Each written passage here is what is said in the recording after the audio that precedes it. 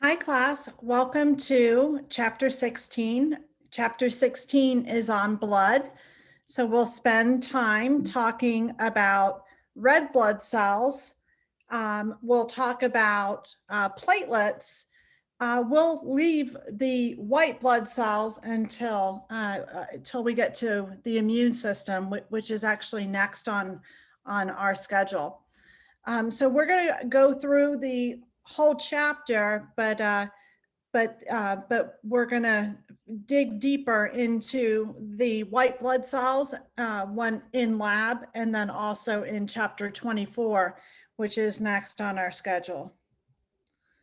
All right, so first of all, you know that plasma is one of the compartments in our body, and it is the extracellular fluid that is contained within the blood vessels.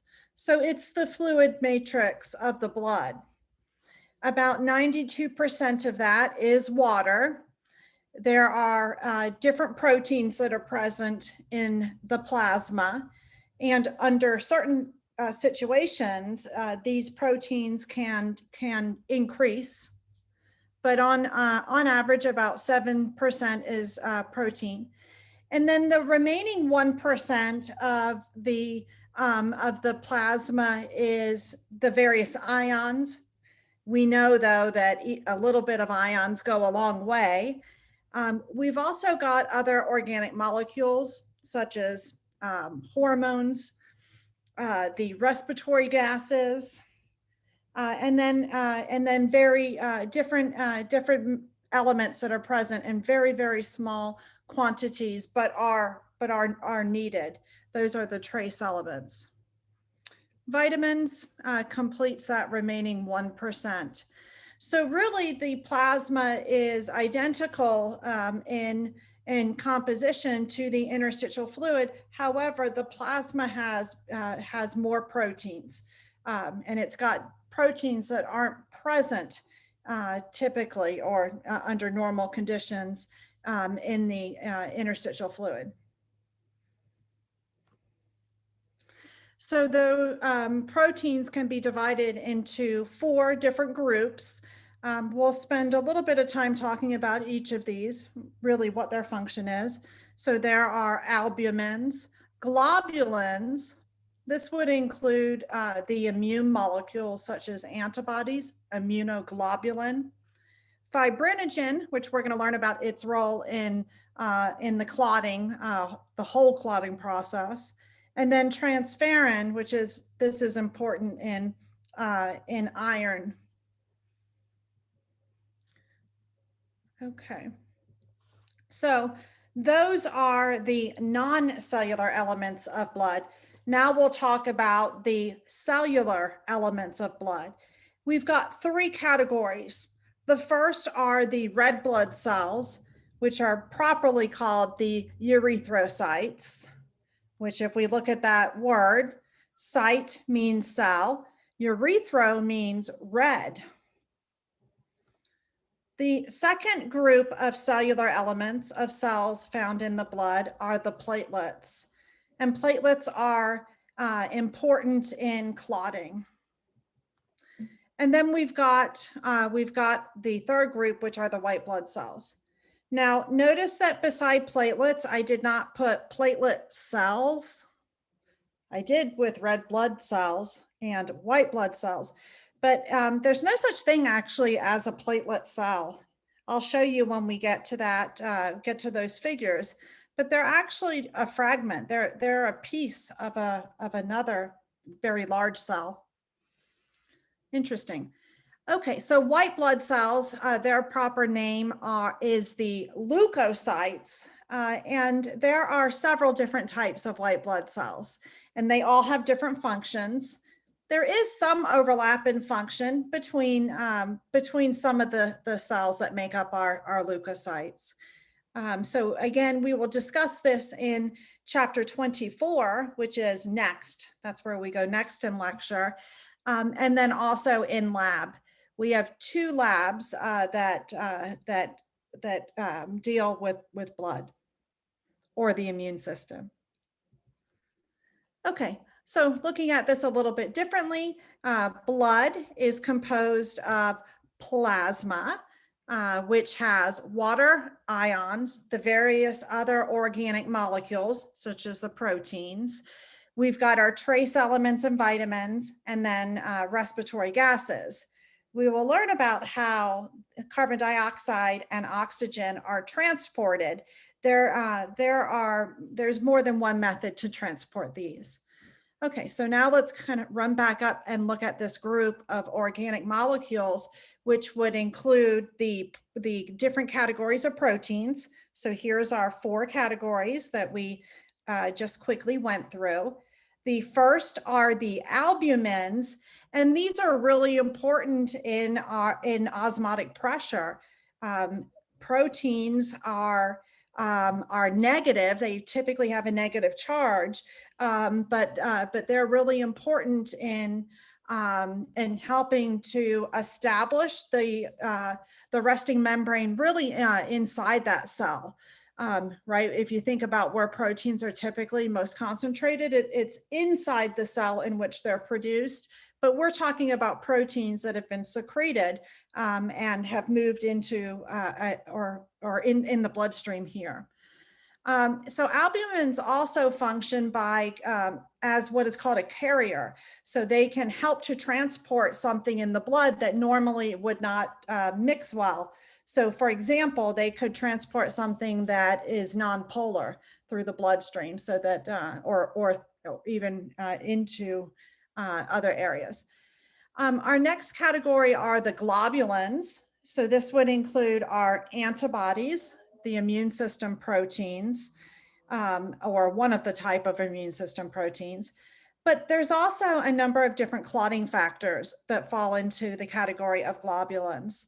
Globulins also are transport carriers for different substances, just like the albumins. The third category of plasma proteins is fibrinogen, and this is important in helping to form the complexity of a blood clot. To actually form, it helps to form the fibers that create the clot. We'll take a look at that.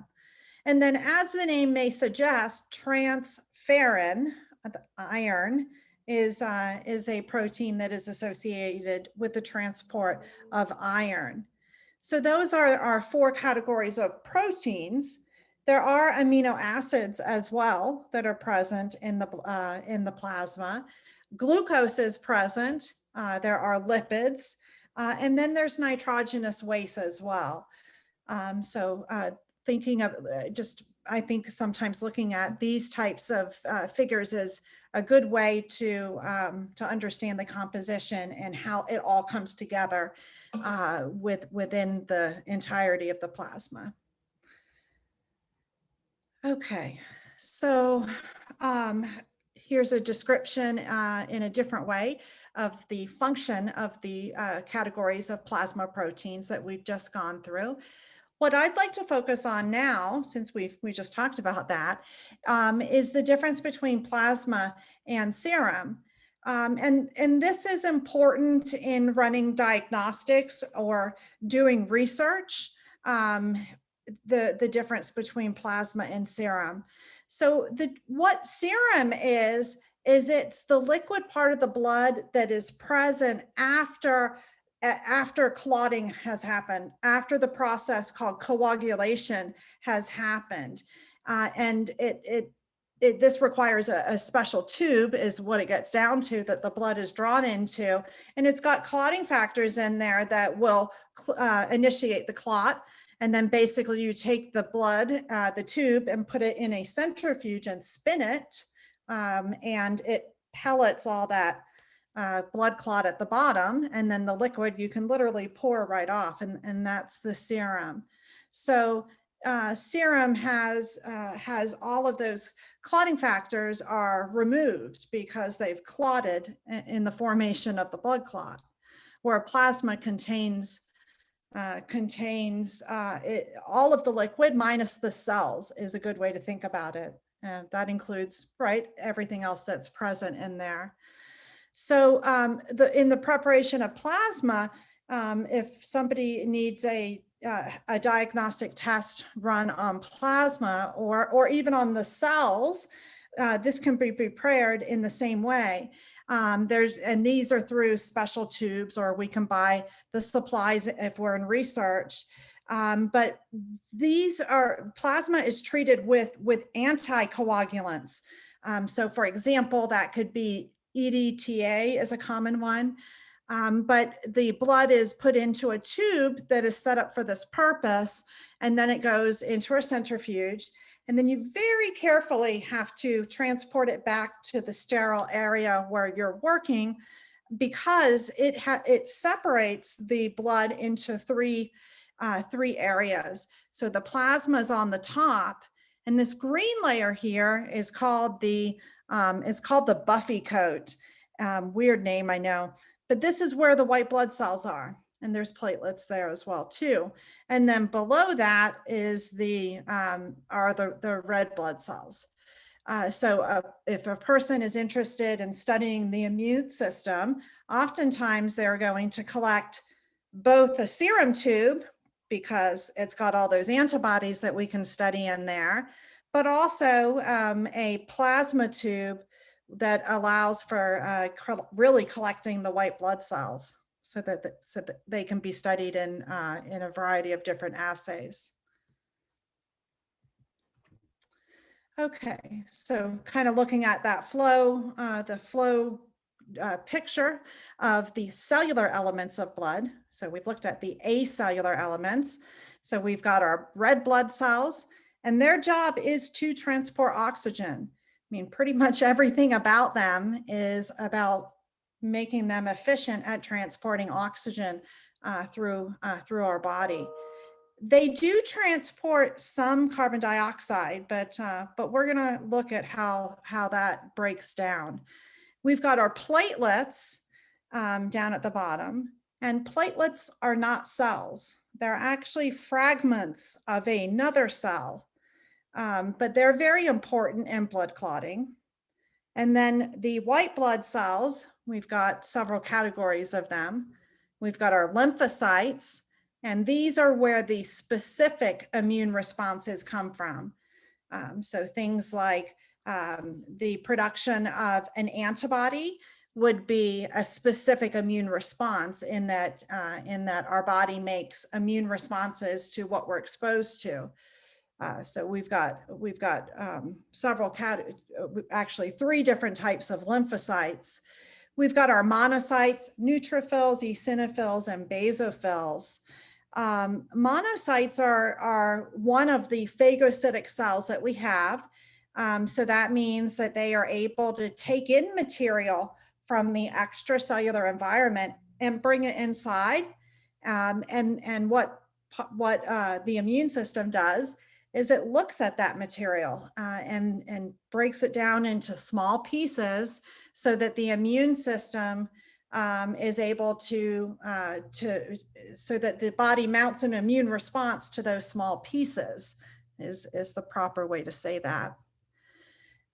Neutrophils are also phagocytes. Neutrophils are really important very early in infection. And they're also associated with fighting bacterial infections. So they're effective very, very, very early after say somebody gets a cut in the skin. They're actually part of our inflammatory cascade. Eosinophils are associated with allergy. They actually have two functions, or 2 targets, if you will. So they're active in cases of allergy, but they also are very important in helping us to fight against parasitic worms. They help to break down like some of the gut, different parasitic worms that infect the gut. And then then we've got left the basophils, and these are important in allergy too. So they're present in our blood, But then we have a related cell called the mast cell that exists in our tissue. So we do have immune system cells, white blood cells, all over our body. And in some cases, we have versions that are present in the bloodstream, and then a related version that's present in the tissue. So that's true of monocytes. Monocytes are present in the blood, but in the tissue, they're macrophages. And they indeed do have a different morphology. They're both phagocytic, but the cells are different. So we'll see some pictures of more pictures of the white blood cells as we complete our lessons on those. So red blood cells, white blood cells, and platelets constitute the cellular elements of the blood. Now, the process of hematopoiesis is the generation of the blood cells. So poiesis means to generate, to develop from, and hematopoiesis refers to all of the blood cells that are present in the marrow, in the bone marrow. Now we do have different types of bone marrow.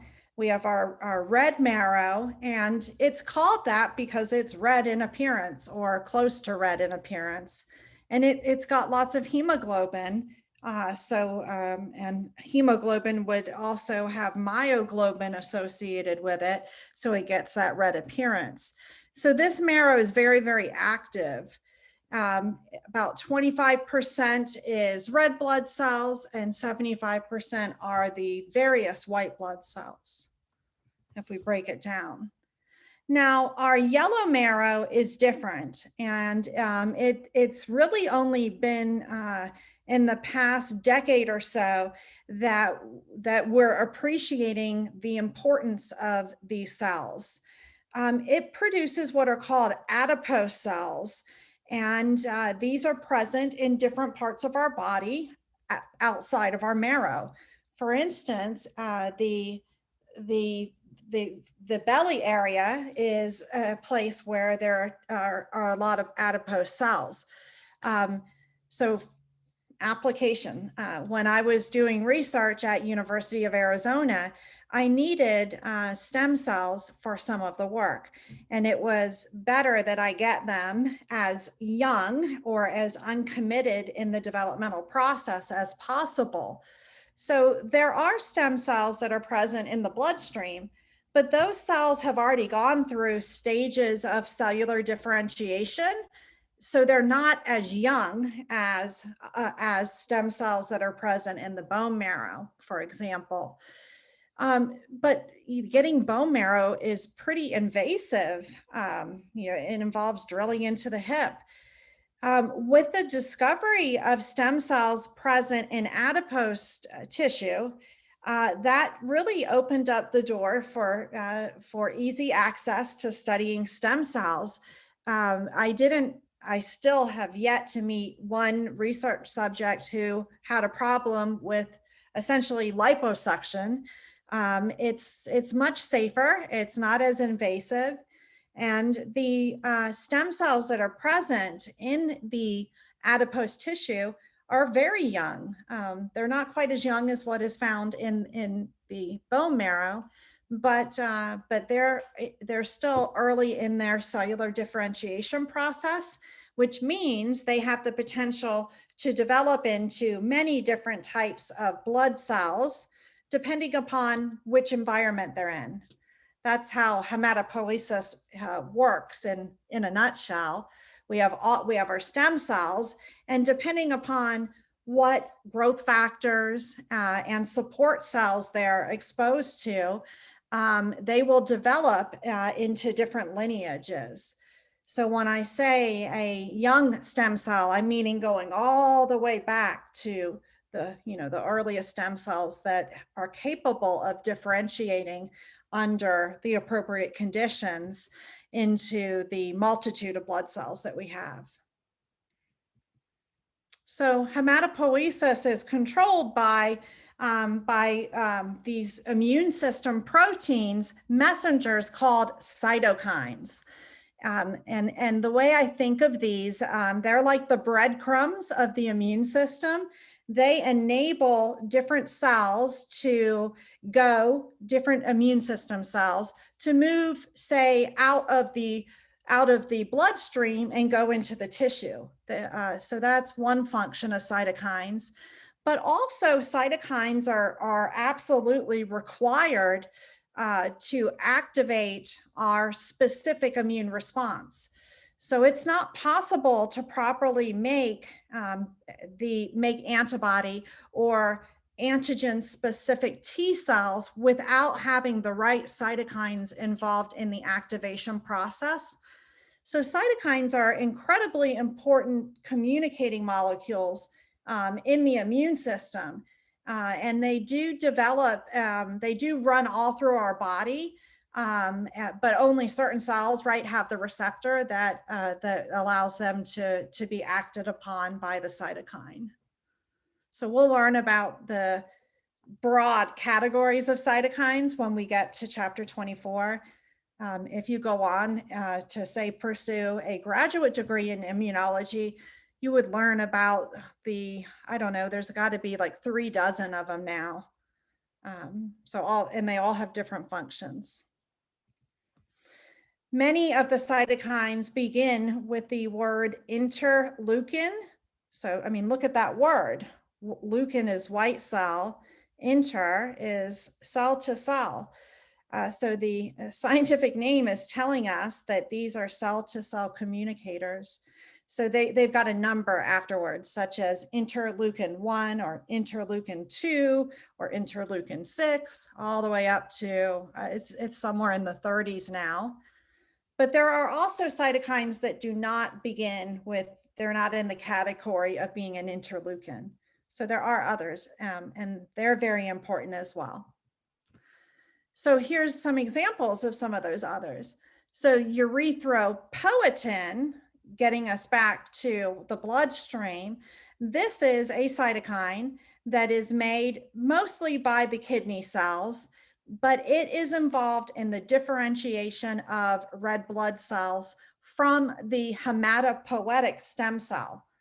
That hematopoietic stem cell is capable of becoming the progenitor for the white cells too under those conditions. But what happens is it branches out. And if the right cytokines, including erythropoietin, are present in the environment, then the red blood cells are going to go through their developmental process. This is available as a medicine for people that have problems producing red blood cells, either from a cancer or there are genetic forms of anemia and things like that too. So EPO is a common, nickname associated with it. Another cytokine is called thrombopoietin, and it's made mostly by the liver, and it acts on the megakaryocyte. We haven't even really talked about this white blood cell yet, but it is what flakes off the fragments that are platelets. So it is the source of platelets. The megakaryocyte has to be, or the progenitor of the megakaryocyte has to be exposed to thrombopoietin in order for it to develop and mature enough to where it produces the fragments of platelets. And then we've got stem cell factors. We've got colony stimulating factors. For example, there's a macrophage colony stimulating factor. There is a eosinophil colony stimulating factor. So there's different ones that act on their associated cell. And these are protein interactions, so they are quite specific. But the colony stimulating factors and stem cell factors and the interleukins that are associated with hematopoiesis, they have to be in the area where hematopoiesis happens. So they're right, they have to be in the marrow where this is happening. So they're typically produced by the endothelial layers of the marrow or by fibroblast cells that are present in the bone marrow. Some cytokines are made by the white cells that are present in the marrow too. But anytime we're talking about cytokines, we need to start thinking about cells being matured or activated or moving in response to that cytokine.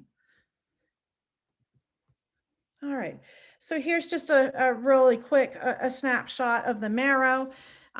So obviously there's a lot of vessels in there in order to, I mean, that's the purpose, right, is to make these blood cells. So the cells need a way to get out to the periphery. So there's a lot of vascular for that part, but also there needs to be a good supply of nutrients going in here. So let's actually look over at this side. So sinuses are a modification or type of the type of vein that are really important in helping to actually pick up some of the fluid that needs to get back in to the bloodstream. So they can pick up some of that fluid that's leaked into the interstitial, into those interstitial spaces. But it's also a way to think of it in terms of what's the function of these sinuses. It's a way to get rid of material too, because it's you know, part of the circulatory system, and that's one of the functions of the circulatory system. So because the marrow, because of this process of hematopoiesis, there's a great need to have a highly vascularized environment that bring in all of the respiratory gases and as well as the nutrients and appropriate signal molecules for the processes to happen. All right, so I guess that's what I wanted to explain. So we've got a nutrient artery that's important in, you know, bringing in those nutrients, and then versus the radial artery that is a branching out to supply that tissue right there with those nutrients, including oxygen. Notice that the sinuses are forming like a ring-like structure. They're quite networked, and there's a lot of them. Okay, so now let's we'll kind of run through the different cells that are present in the bone marrow. So we'll begin by following the process of we've got a stem cell here. And under the right conditions, it will go through the process called erythropoiesis. We'll get to that, which is the development of the red cells. So the red blood cell goes into the blood vessel at certain points. It actually follows cytokines that help lead it there. And now this red cell is able to move through the circulation, including going into out of the marrow to the rest of the body. So that's just one pathway of maturation that's happening here. We've got red cells that are going to deliver the nutrients and oxygen to the local environment. So they're really moving both ways in and out of that, in and out of the sinuses there, or out of, you know what I mean, out of the arterial side of it, but then they're picked up extensively by the sinuses. Sorry about that. Okay, so take a look over now on the left side. So we're looking at the megakaryocyte, and it is present in the tissue part of the marrow, but it flakes off. The platelets do flake off so that they can help with the process of blood clotting. So we'll learn about what those activation steps are that result in platelet fragments being released and how a blood clot is formed. Neutrophils are a type of phagocyte. So they're developing under the right conditions from the stem cell. And as they mature, they get a very characteristic shaped nucleus. That's true of many of the white blood cells. And then under the right conditions, they can move into the circulation as well. We've got a example of a monocyte here and a macrophage. So these are both examples of phagocytic cells as well. And then a lymphocyte, which we're just looking at really a generic picture of a lymphocyte. We're not able to tell what type it is here. So there's a whole network of different cells that are present in the same environment, and they're able to respond to the signals that are all over the environment by having the right receptor. Here is, you can see reticular cells that are present all throughout here. And they're important in helping to provide the structural support, but also some of the signal molecules that are needed for differentiation of the different white blood cells. So we're going to go through these different developmental pathways. So erythropoiesis is the developmental pathway for red blood cells, or for the erythrocytes. And it's controlled under a negative feedback cycle. And that's true for a lot of these developmental processes. I mean, negative feedback is more common than positive feedback across the body. So we'll talk about what the stimulus is, or the different factors that can trigger the process of erythropoiesis, such as the loss of blood volume, or we'll talk about what's called reticulocytosis, which is development of the red cell, but it stops and forms the reticulocyte. So now, a big difference between reticulocytes, between the immature red blood cells and the mature red blood cells, is that mature red blood cells do not have a nucleus. So, and this is so that they have more ability to become flexible, and so that they can carry the oxygen inside of them. Plus, they're not making proteins at that point. Mature red blood cells live for a very long time. Red cells on average live about 120 days. So it becomes a matter of getting the cell to its mature function so that it can be a transport vesicle, really, for oxygen. So we can actually look at the morphology, the shape and size of the red blood cells to give an indicator of some clinical pathologies. So what is the mean corpuscular volume refers to the size of red cells. And when our marrow is very, very active for whatever reason, the red cells can come out bigger than their average diameter. So this would be seen in the MCV as an indicator that the marrow is active and is turning over. We'll talk about, or actually you'll run through the experiments on hematocrit in lab, but hematocrit is a way to estimate how much of our blood volume is made up of red cells. And, so it does have a clinical utility. It can be used to help with following and part of the diagnosis of anemia. But as we'll learn in lab, there can be different reasons for an abnormal hematocrit. So the way that hematocrit is measured is, let me just turn off the slide share here. The way that, sorry, I'm trying to find the whiteboard. Of course, I don't know where it is right now. Okay. I thought I got that worked out. The way that you measure hematocrit is you get blood and it goes in this capillary tube and we spin it, and the cells are going to pack down, and then you have the height of the fluid above it. So what hematocrit is it's a measurement of the packed cells to the total blood volume.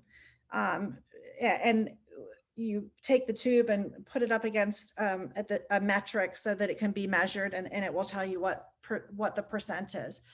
But hematocrit can be low for a number of reasons. If there are not enough red cells being produced, that can result in a low hematocrit.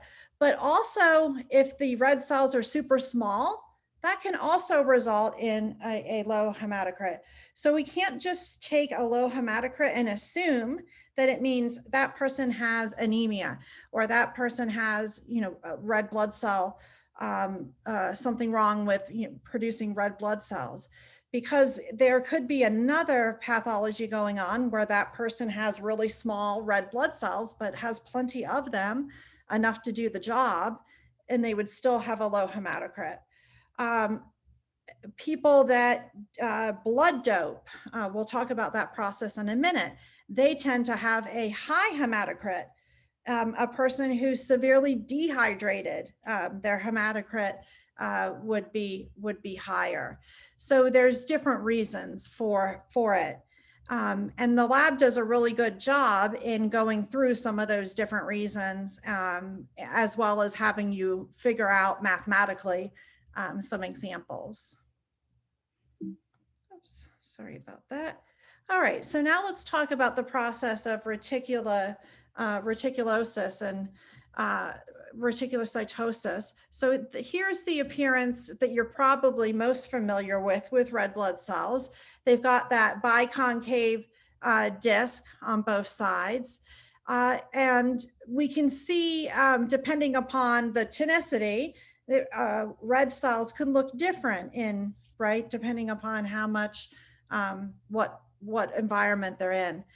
What's different about the reticulocyte is you can actually see, it's called a reticulocyte because the endoplasmic reticulum is so active in trying to produce all the proteins, trying to produce, it's trying to make all the hemoglobin that it needs. So, and that can be seen under the microscope as well. So we tend to see reticulocytes released during anemia, but also I again want to emphasize that anemia can be caused by different reasons too. I mean, what anemia really is too low of hemoglobin. So you could have plenty of red blood cells, but non-functional hemoglobin, that is anemia. Okay, so that's something to really think about. And you might, I had to really kind of shift my thinking when I first learned about this in college. I thought it just simply meant that there weren't enough red blood cells. And so these also tend to be bigger. That's not shown at all in this figure here. They look like they're the same size. Okay, so now let's take a peek at the transverse or the cross section of the red cell. And you can see that biconcave disc on both sides of the red cell. And here it is in isotonic medium. So if you want to maybe look back to some of the lab slides on, oh gosh, what lab was it? I think it was lab 2, where we looked at tonicity in live cells, either 2 or 3. But here we've got our red blood cells. And if we take a zoom in on this cross section of the edge of the red blood cell, we've got a lot of cytoskeleton present. So we've got actin present. So you know what actin is associated with, right? That's but we've got different attachment proteins that are present on the cell surface of the red cell. But as a whole, mature red cells do not have much at all on their cell surface. They have hardly anything present on their cell surface, and there's no nucleus present in the mature cells. They don't have a need to make protein because they have, once they get the correct structure and complete their maturation, it's all about function. It's all about the red cell being able to change shapes and still squeeze through the tight areas of the blood vessel endothelium. So the structure is really tied to the function here for the mature red blood cell. Also, the metabolism of the mature red blood cell is different. I mean, it's using glycolysis so that it's not using up energy to do its job. So that's another interesting part of it. All right, so here is an example in the hypotonic medium. So the features that, just to remind you, the biconcave disc is no longer appreciable. And sometimes the edges just look a little bit different here. They'll look more fuzzy than viewing it in the isotonic medium. This is an example of crenation, these points. And crenation is related to the word crenatus, which is knots, but it also means crown is another interpretation of crenation. This is an indicator of a very hypertonic solution. The cell's literally trying to dilute the environment by pumping out its fluid. The far right side, we're looking at an example of a sickled red blood cell. And this is found in the disease called sickle cell anemia. And it produces cells that have this appearance, but they don't have the same shape anymore. A sickled red blood cell has a very different morphology. So it can impact the oxygen carrying capacity of the sickled red blood cells in people that have sickle cell anemia, which has genetic causes. One thing though, let me back up about sickle cell is people that do have it's a recessive disease. So a person that has the disease has to have both recessive alleles from both parents. But the person who's a carrier has an advantage. They may have some disease, but it's not like the same as with the recessive expression.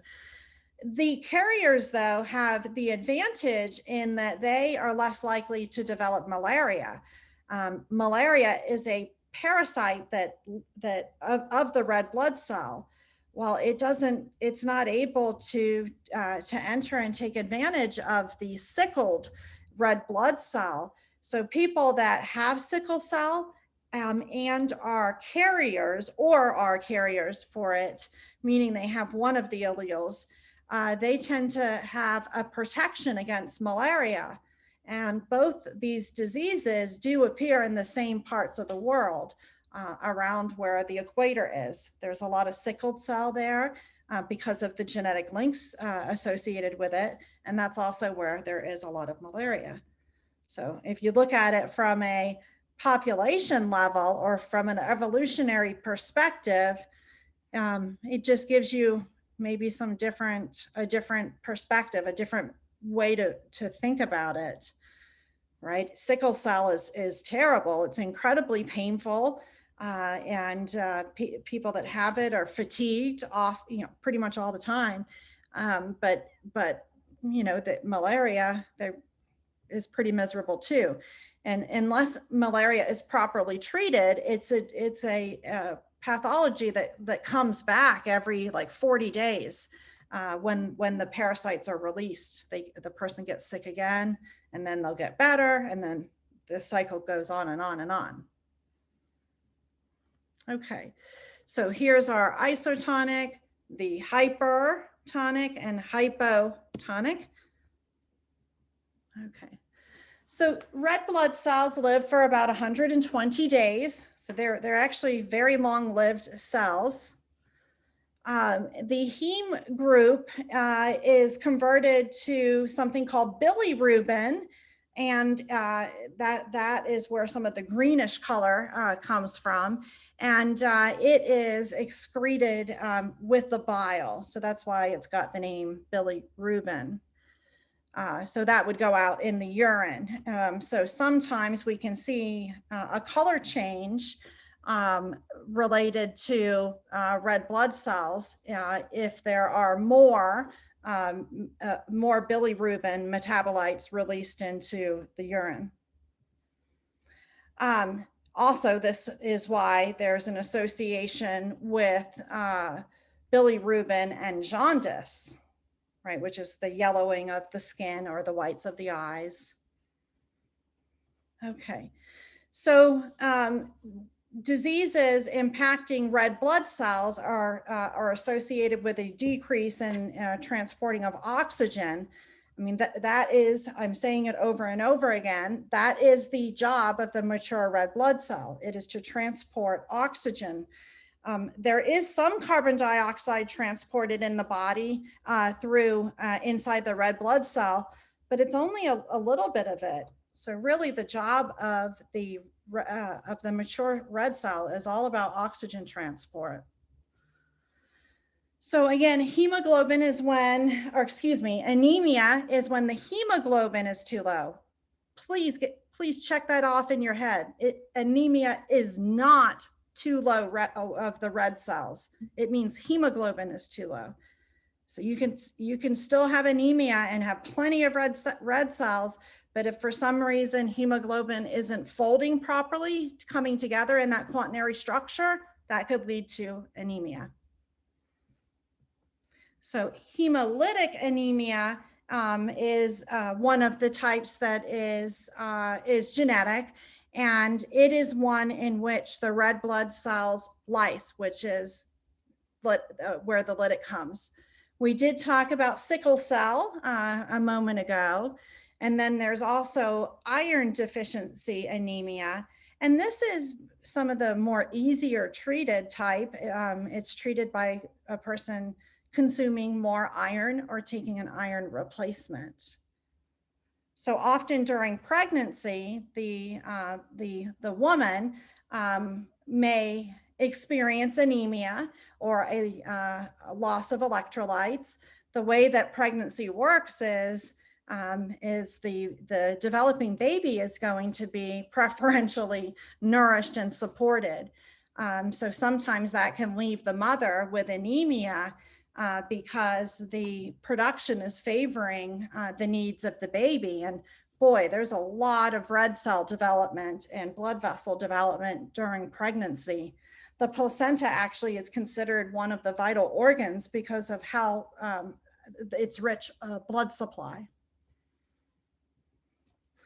Polycythemic vera is a type of cancer, but it produces anemia as one of the clinical findings of it.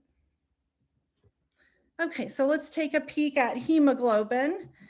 So we have 4 heme groups. They're shown with these orange discs. And then we've got our different chains that make up the hemoglobin molecule. So we've got an alpha chain and a beta chain, and there's 2 of each. So it's actually 4 chains that fold together to make the completed quaternary structure of hemoglobin. And there are 4 binding sites for oxygen present at, 4 heme groups, I should say, present. So looking at the heme group, we've got iron right at the center of it. So that's why it's part of the association between iron and anemia. But again, there are many different causes of anemia I want to emphasize. Okay, so anemia, we really can divide though into 2 kind of functional categories. It's either associated with more red blood cell loss. The red cells are dying quickly. They are rupturing, they're lysing quickly. There's hereditary causes of accelerated red blood cell loss, like for example, sickle cell anemia is in this category.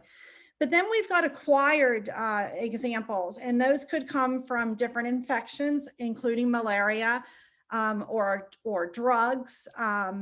Some of the concern about inhalants like paint is that it can kill red blood cells off. There are a number of different autoimmune presentations that are associated with anemia. So that's actually a big category on its own. So we've got anemia associated with red blood cell loss that's occurring too fast as one category. The other category is that there just aren't enough red cells being produced, right? So accelerated loss versus not enough being produced. So aplastic anemia fits into this decreased red blood cell category.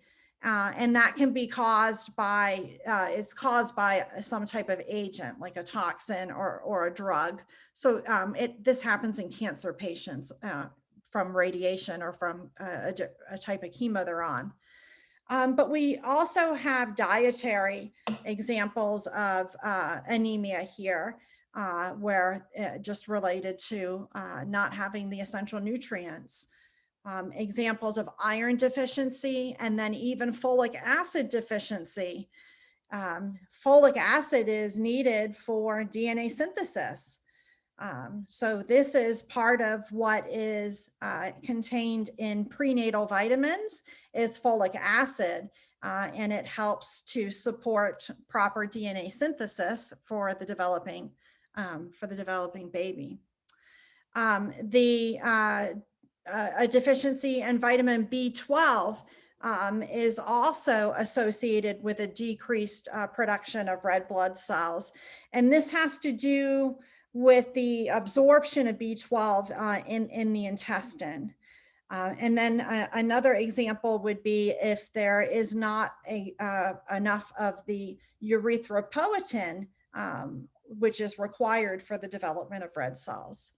So we've got two really functional groups of anemia related to whether or not the red cells are being lost or dying off quickly enough, or just aren't being produced at adequate numbers. So let's talk about the example of blood doping.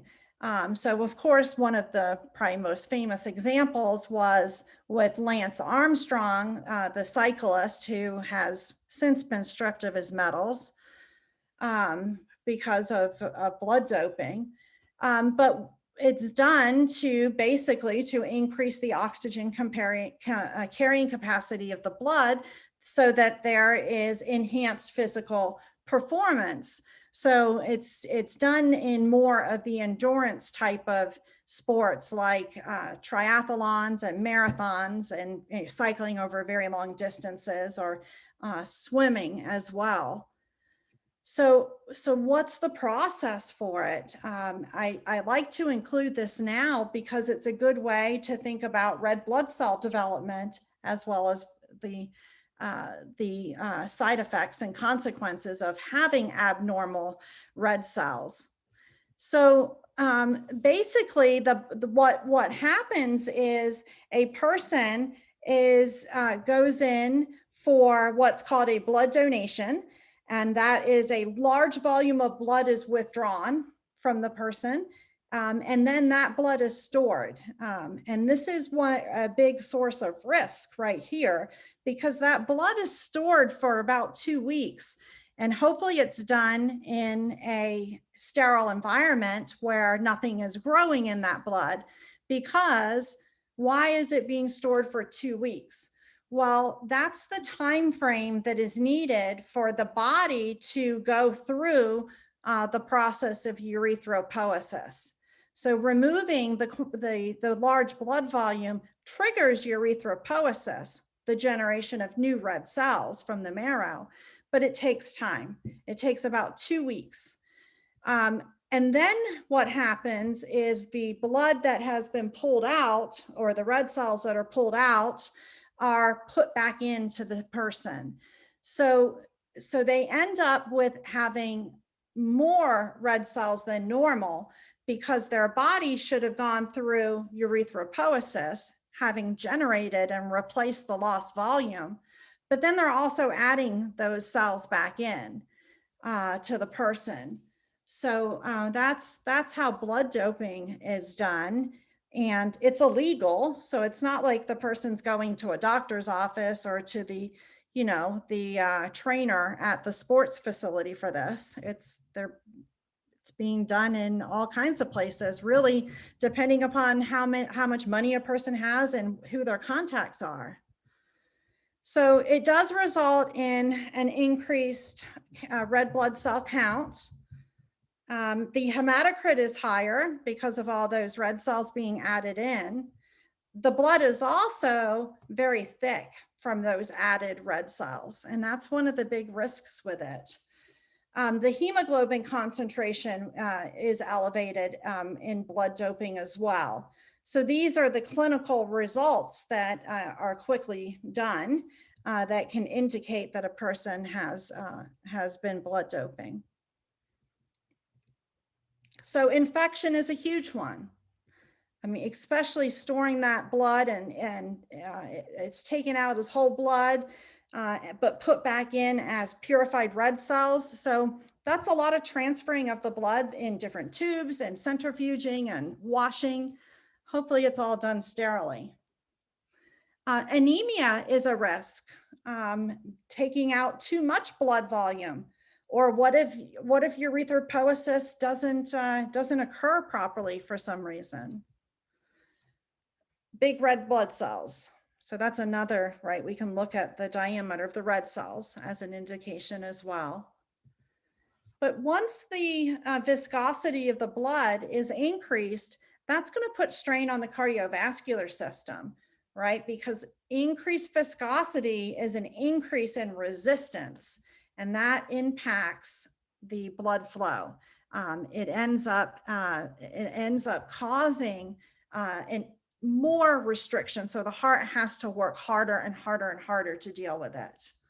So, and a person that does it repeatedly too is at even more risk, but even doing it once, there is a risk of heart attack or of damaging the heart chronically to where it enlarges. But heart enlargement tends to happen more when this is done somewhat repeatedly. And there's other risks too, including getting your metals stripped. That's awful. I mean, that Lance Armstrong did that. He shouldn't have blood doped. All right. Let me just. All right. Okay, so we talked about red cells and the process of erythropoiesis. Now let's talk about the development of platelets, and then we'll talk about the clotting mechanism. So platelets are produced as fragments from the megakaryocyte. The platelet is smaller than the red blood cell. They're just tiny little pieces. I mean, but there's lots of them. In looking under the microscope at a prepared slide of red cells or just of whole blood, there's a lot of platelets present. Okay, so what does the megakaryocyte have? It's got tons of endoplasmic reticulum, and then it's got different vesicles that contain different materials, such as cytokines and growth factors. They live for about 10 days, but as we're going to learn through the process, they're important in clotting, but this is also part of our immune system, right? Having a clot forms a barrier. So that's part of our immune response. And this is also necessary to trigger inflammation through the different inflammatory cascades, which we'll learn about in chapter 24. Okay, so let's look at the relative size. So this is the megakaryocyte, and you can see the fragments of the platelets. And then here's a red cell to size to give you an estimate of the difference between the platelets and the red cell. So, so we've got bits of this endoplasmic reticulum present in the platelets. So platelets change their appearance depending on whether or not they're activated. So we've got an inactive platelet sitting beside this red blood cell down at the bottom. But look over on the right side at the difference with the activated platelet. It's got crenations. It looks like a red cell that is in a hypertonic. So they get that spiky appearance when they're activated.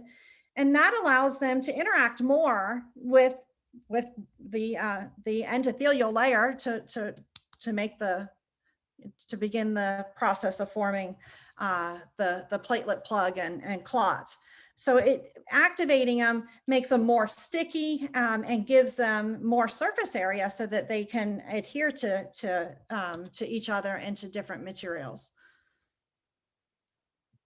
So cytokines are what are necessary. A specific cytokine is what activates those platelets. Okay, so hemostasis, just break that name down. Stasis, to stay. Hemo, that's referring to hemoglobin. So we're talking about, it's the process of preventing blood loss. So hemostasis leads to coagulation. All right, so there is a 3-step process in hemostasis. There's a vasoconstriction. So when the blood vessels are constricted, that means that the blood is not going to leak out as much, right, through the damaged surface of the blood vessel. So the vessels become constricted also to divert the blood away from the area where the injury is. And then what happens is a platelet plug is formed, and we'll look at what that is and the steps associated with it. And then finally, we get the clot. And the clot is generated by interaction of the platelets with exposed collagen. I mean, normally there's no collagen present inside the blood vessel. That only happens when there's damage. So once we get the clot, then we have the events of the coagulation cascade, thrombus. We'll talk about these. So activating the platelets is just a step early in forming the clot, but it's necessary. It's part of what activates the process of clot formation. Okay, so the platelets are going to stick to collagen. They don't stick to healthy endothelium. They release, oh, sorry about that. Change the symbol there. They release what's called platelet activating factor, alpha, alpha 2. And that helps them to stick together and helps them to activate. Let's see, let me get to the process. So the 3-step process, again, a hemostasis, which is stopping blood loss, is vasoconstriction, formation of the platelet plug, and then the activation of the coagulation cascade. But even beyond that, after the clot is no longer needed, it needs to be dissolved and healing has to happen. So we've even got a step, beyond it. But hemostasis is the stopping of blood loss. So it begins with vasoconstriction, or we've got damage to the blood vessel wall with collagen exposed. That would activate the coagulation cascade, forming a platelet plug, which leads to a clot. So that's kind of the pathway through this, but you can see that there's a lot of interaction between some of the different components of the hemostasis cascade. So, and then down at this part, we're looking at the steps of healing, going back to having a healthy blood vessel, which is dissolving the clot and getting everything back to to its normal state. So let's go through. So what is the stimulus for the platelet plug formation? And vasoconstriction is part of hemostasis. That's true. It is. It's early in hemostasis. But the stimulus for the formation of the platelet plug is actually exposure to collagen. And normally this isn't happening because the endothelial layer of the blood vessel covers it. Let's take a peek. So our exposed collagen, so here's the collagen, the kind of pink linear looking material that's in between the endothelial layer of the blood vessel versus the muscle that surrounds the blood vessel. So there's damage present. The exposed collagen is activating these platelets. The platelets then are going to release their communicating molecules like activating factors. And then that causes the platelets to become more sticky, increase their surface area so that they can stick together and prevent blood loss. That is the job of the platelet plug, is to put a temporary fix in there so that there's not continued blood loss. So again, the important difference in physiology versus pathology is that in physiology, the platelets don't stick because the surface of the endothelium is intact. They only stick to the exposed collagen. Okay. All right. So now we've gone through hemostasis, vasodilation, the formation of the platelet plug, activation of the formation of the clot, and then we get activation of the cascade. So we're looking now at the continuation, at the steps that happen after hemostasis. So we've got our clot formed, and what happens in this in this pathway is fibrinogen is activated by thrombin.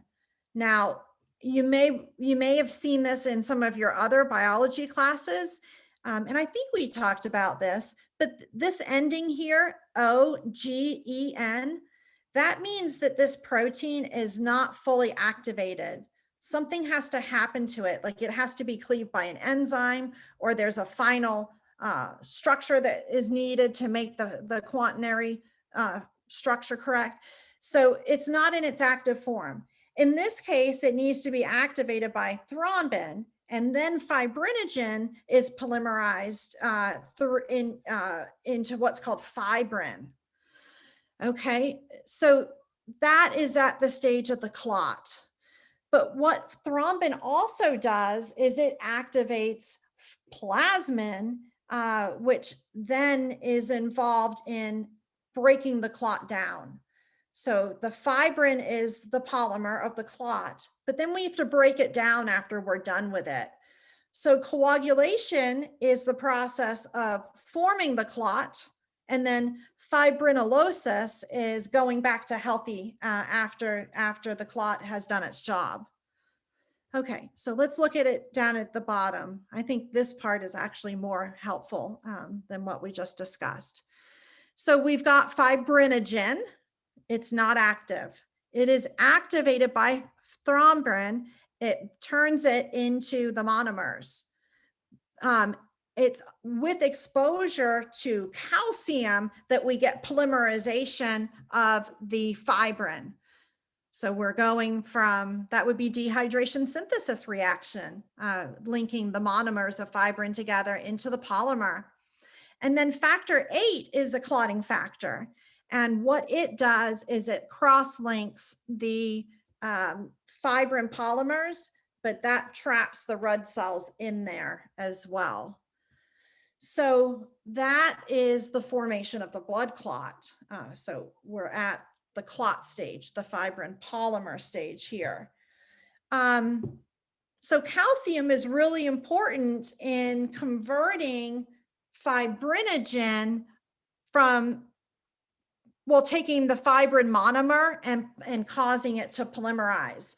So, I mean, think about the fibrin polymer. It's crossing the area that needs to be sealed off. That's how it does it. It's like sticky substance that forms that clot.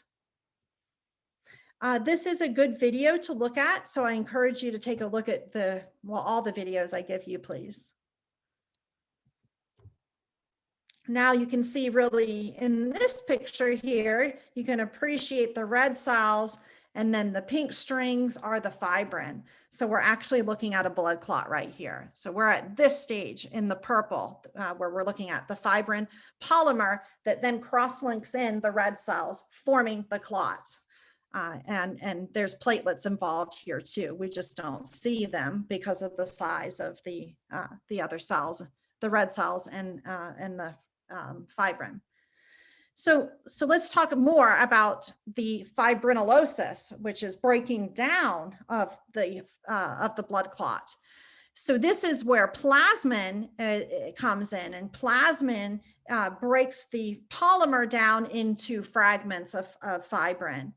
And plasmin has to be activated, right? So this is how the body controls the time course. Thrombin is what Thrombin activates plasminogen to become plasmin, which then breaks the clot. But there's a time course in which this happens. And that allows the proper time for the coagulation cascade to lead to the clot, the amount of time necessary for the clot to seal off and do its job, hemostasis. And then we've got the side of breaking down the clot on the other side. So many times our body does produce proteins as whatever ogen. It's a precursor protein because it takes a lot of time to make a protein. And if we need a blood clot, you need it right then and there. It's not something you want to wait 20 minutes for or even longer for the protein to be made. So the body does this by sequestering sometimes the fully functional protein in a vesicle, or it produces it as a precursor so that it can quickly be activated in the environment so that it can be used right away. So that's a mechanism of efficiency. So that's what's happening. Thrombin does that for plasminogen to become plasmin, but it also acts on fibrinogen. So thrombin's got two actions. It acts on fibrinogen and plasminogen. All right. So this is a table from your textbook. I actually replaced one of the sections in it because I want you to learn the function and action of heparin, which is a blood thinner, anticoagulant. So it's produced by two of our immune system cells, but the way that it works is to block the action of thrombin. So heparin is pictured down at the bottom here, and it's involved in our anticoagulation naturally, but it's also used for the treatment and management of blood clots and people that are at high risk of forming blood clots.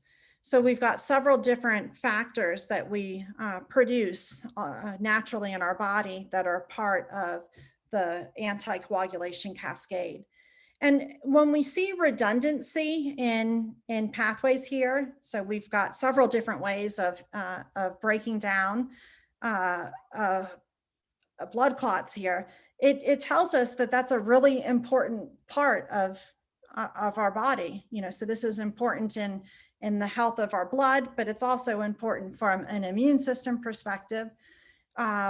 So we've got multiple ways. That also means that there's different causes for pathologies related to clotting, or even to like things like hemophilia, where the person has a tendency to bleed. So sometimes it takes, digging around with the diagnosis to find to help identify the right pathology that's happening. It's also why different medications, different anticoagulants work in one person, but might not work well in another person. So anticoagulants are used to prevent formation of blood clots. So typically a person that has had a blood clot is given anticoagulants for an extended period of time, maybe even the rest of their life. So a thrombus is when the blood clot is stuck to an undamaged blood vessel wall, right? So this is not physiology, this is a pathology. So we have mechanisms that should prevent that, right? So we have ways to inhibit the platelet from sticking, from adhering, or we could target some of the cascade or production of fibrin. So really it's a way to think about the steps of hemostasis here. If we want to prevent a formation of a clot, we are preventing the process of hemostasis. So we do have several natural anticoagulants that our body produces: heparin, antithrombin 3, protein C, and several types of hemophilia are linked to abnormalities in these endogenous coagulants or anticoagulants. But it also could be tied to, failure of the fibrin to polymerize, for example. Okay, so aspirin is a type of anticoagulant, and its mechanism of action is that it prevents the formation of the platelet plug. So it's working pretty early in the pathway prior to the formation of the clot. And it's actually preventing a platelet activator from functioning properly. There's another category of anticoagulants called the coumarins, and this is where coumadin, which is also known as warfarin, is located. And these are the older anticoagulants. And quite honestly, they're miserable to take. I've had to take them before, and they require having blood tests done, because if you give the person too much coumadin, they're going to bleed from basically nothing. But if you don't give them enough, they're at risk of further coagulation, further clot problems. So it takes a lot of going into the laboratory and having blood tested over and over again. But now there's new medications. There's a number of new anticoagulants that target later in the pathway. And that means that there's not as many side effects. So that's good news for people that have a need for being on anticoagulants. So vitamin K, let's talk about its role in blood clotting. So the liver produces a number of our clotting factors. And it also is important in producing biosalts, which then move through the GI tract. So what happens, how this ties to vitamin K, is vitamin K is fat soluble. So it's not going to go through our bloodstream well, right? But it becomes emulsified, covered in biosalts.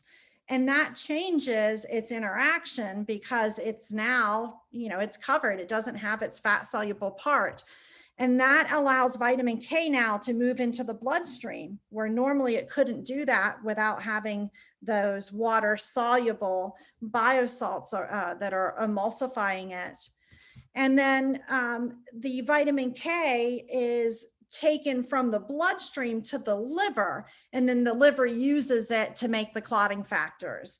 So that's the role of vitamin K through the liver in the production of clotting factors, which the liver makes several of. So this is, one treatment avenue, but there's others depending upon which cascades and which clotting factors are defective in a person. All right. So kind of to run through that in a flow chart. So we've got a scenario where we've got bilirubin. So the spleen is associated with the healthy removal of red blood cells at the end of their lifespan. And that the hemoglobin groups are converted to bilirubin. And that is the bilirubin is going to be made into biosalts by the liver, and then they're just stored in the gallbladder. That's the job of the gallbladder, is it just stores the biosalts.